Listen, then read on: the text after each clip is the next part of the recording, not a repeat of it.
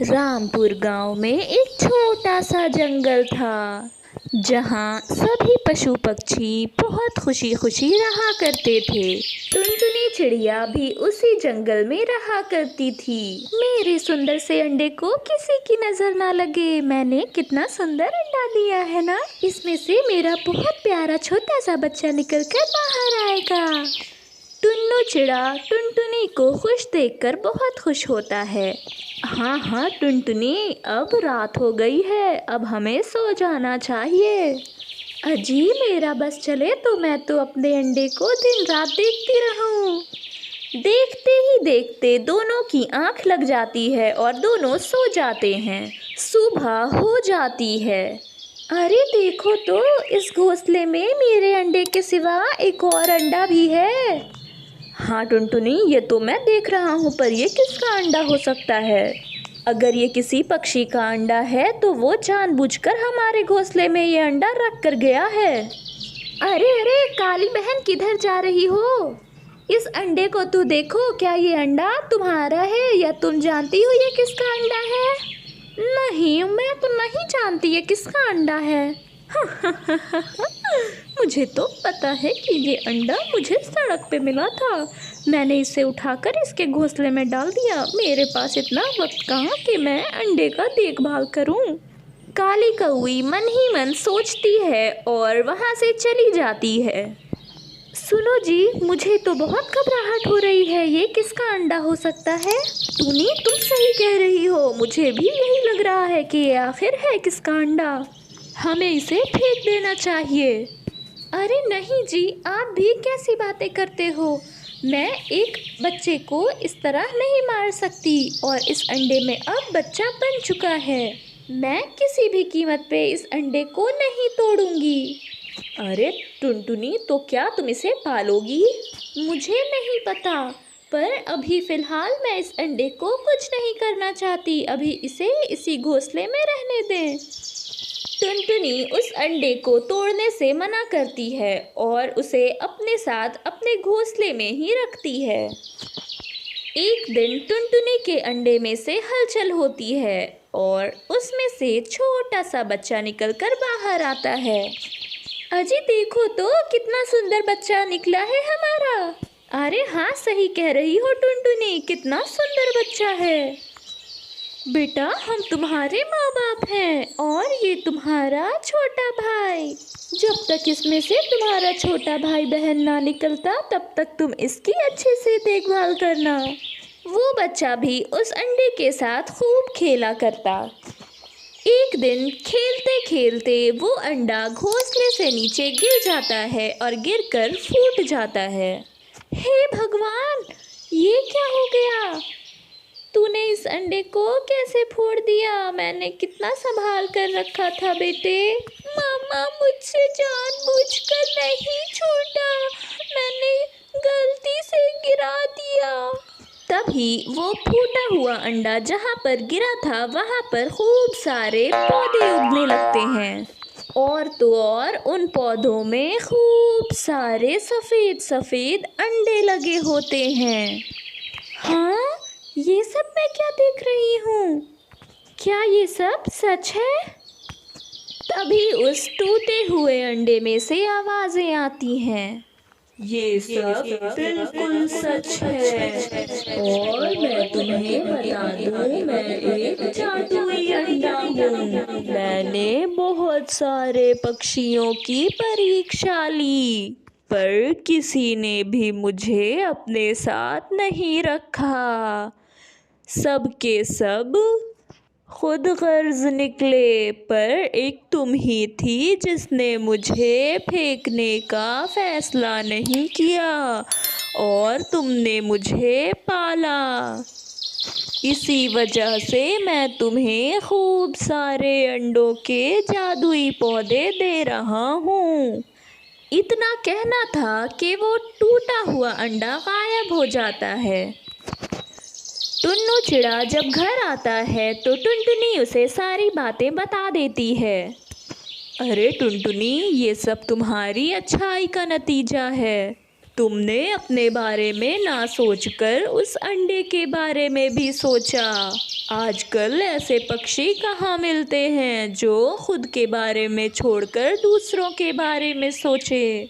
और फिर दोनों उस खेत का खूब अच्छे से देखभाल करते हैं और इसी तरह उन दोनों को उनकी अच्छाई का सिला मिल जाता है और दोनों बहुत खुश रहने लगते हैं।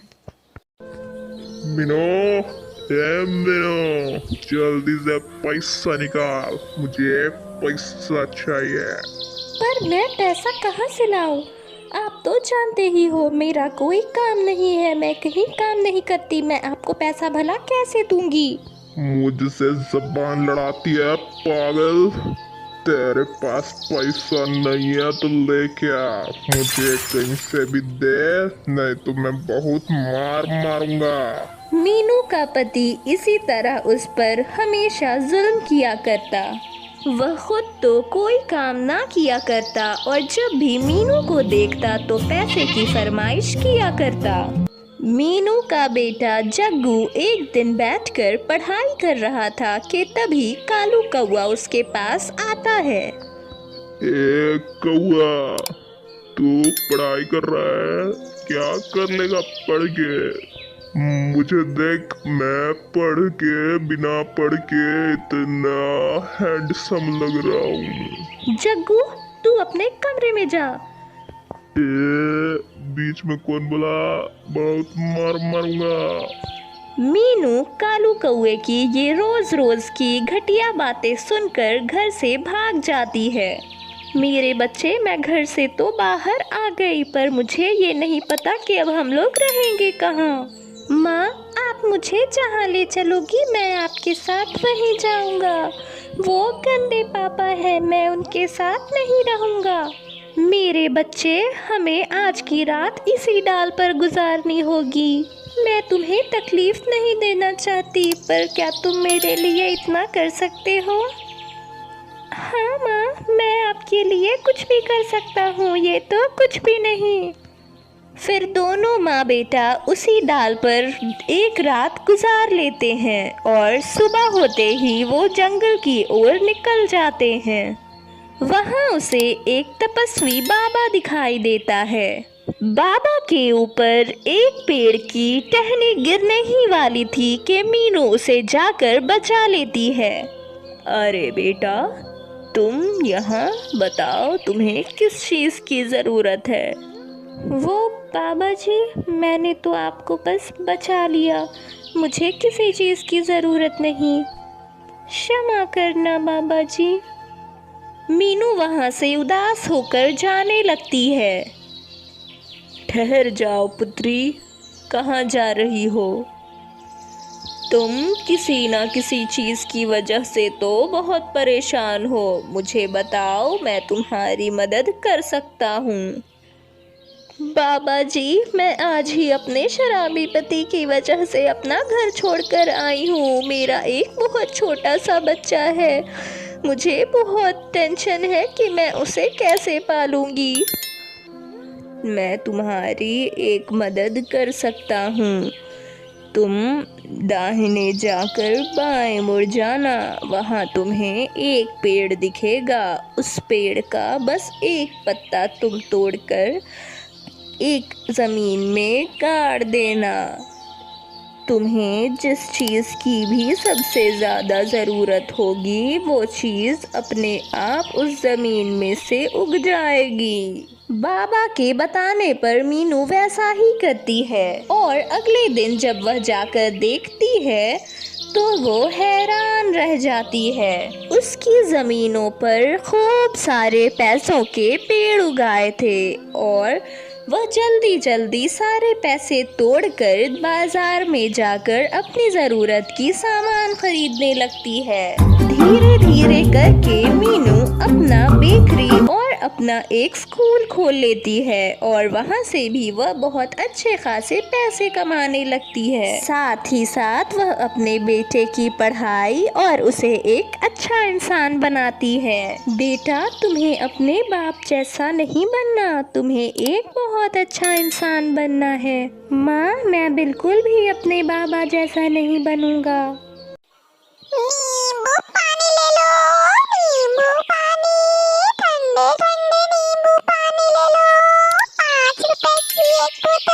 मीनू तपती धूप में ठंडे ठंडे नींबू पानी के बोतल बेच रही थी। अरे एक बोतल नींबू पानी मुझे भी देना। हाँ बोलिए, कितने चाहिए? 2 बोतल दे देना मुझे।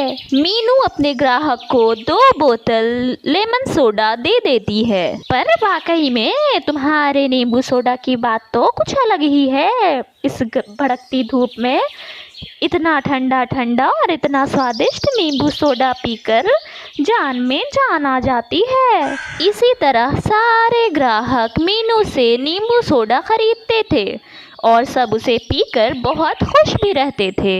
मीनू नींबू सोडा बेचकर बहुत अच्छे पैसे कमा रही थी और यही बात काली कौवी को चुभ रही थी।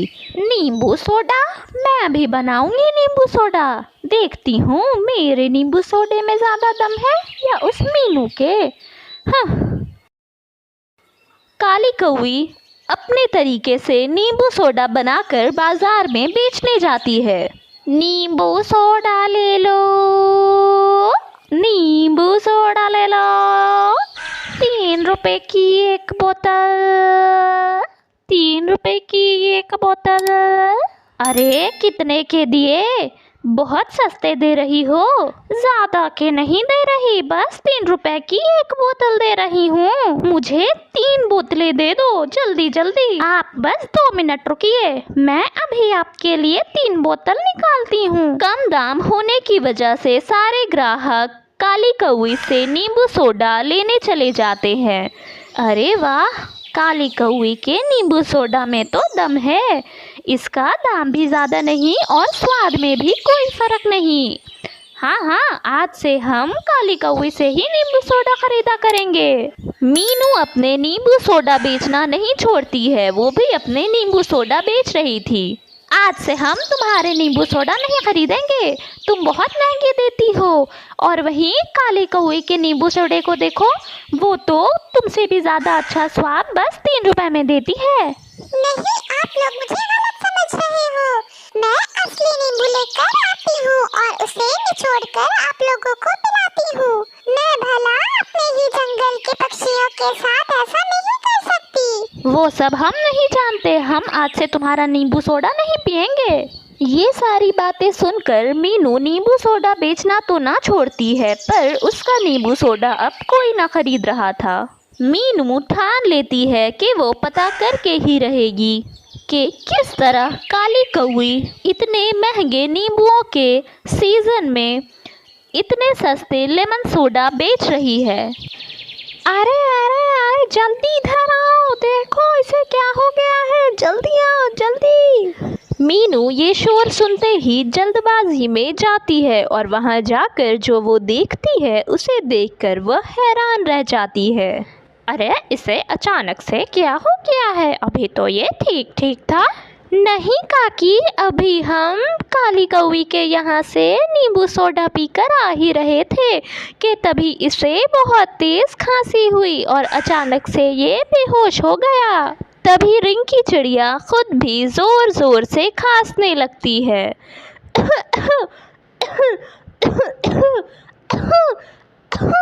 और खांसते ही खांसते वो भी बेहोश होकर गिर जाती है। ये इन सबको अचानक से क्या हो रहा है? हमें इन्हें जल्द से जल्द अस्पताल ले जाना चाहिए। अरे भाई, ये सब अभी अभी काली कौवी के यहाँ से लेमन सोडा पीकर आए हैं।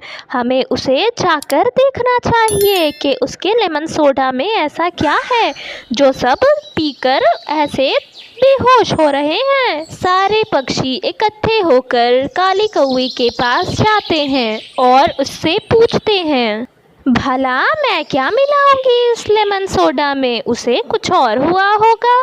सब मिलकर मुझ पर ऐसा इल्ज़ाम क्यों लगा रहे हो? देखो काली, हम इल्ज़ाम नहीं लगा रहे, हम बस तुमसे पूछ रहे हैं कि अगर तुम इसमें कुछ मिलाती हो तो हमें बता दो, वरना तुम्हारे साथ बहुत बुरा होगा। तभी मिट्ठू तोता काली कौवी के ठेले के नीचे खूब सारे सड़े हुए नींबू देख लेता है और जोर जोर से चिल्लाने लगता है, अरे बाप रे, कितने सारे सड़े हुए नींबू हैं। इसने तो हमारी जान लेने की ही सोच ली थी। अरे बाप रे, तभी हम सोचे इस महंगाई के सीज़न में इतना सस्ता नींबू सोडा कहाँ से ला रही हो। बस फिर क्या था, सारे पक्षी काली कौवी के नींबू सोडा छोड़कर मीनू के नींबू सोडे के पास जाते हैं और आज से हम सिर्फ मीनू के नींबू सोडा पिएंगे।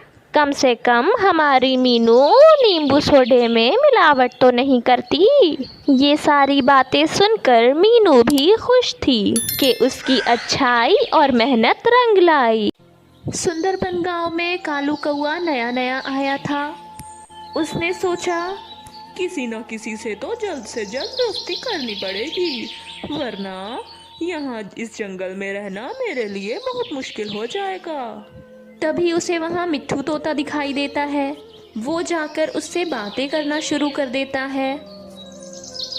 मिट्ठू भाई, मैं तो आज ही यहाँ नया नया दूसरे जंगल से आया हूँ। यहाँ मैं नए दोस्त बना रहा हूँ। मुझे दोस्त बनाना काफी पसंद है।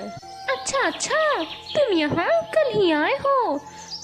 हाँ, क्यों नहीं, हम दोस्ती जरूर करेंगे। फिलहाल तो मैं यहाँ कुछ खाना लेने आया था। तभी कालू मन ही मन सोचता है, वाह, कितना बढ़िया आइडिया है।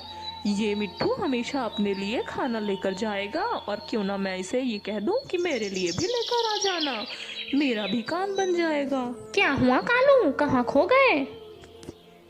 नहीं, मैं तो बस सोच रहा था, मेरी माँ की तबीयत कुछ दिनों से बहुत खराब है। अगर तुमसे हो सके तो मेरे लिए थोड़ा सा अनाज इकट्ठा कर कर मुझे दे सकते हो।